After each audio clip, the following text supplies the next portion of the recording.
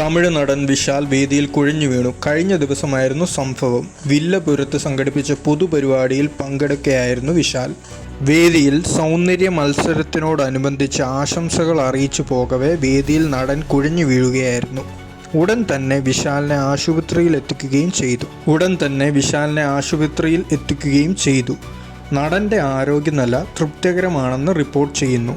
വില്ലപുരത്ത് കൂവാകം ഗ്രാമത്തിൽ നടന്ന സാംസ്കാരിക പരിപാടിയിൽ മുഖ്യ അതിഥിയായിട്ടെത്തുകയായിരുന്നു വിശാൽ.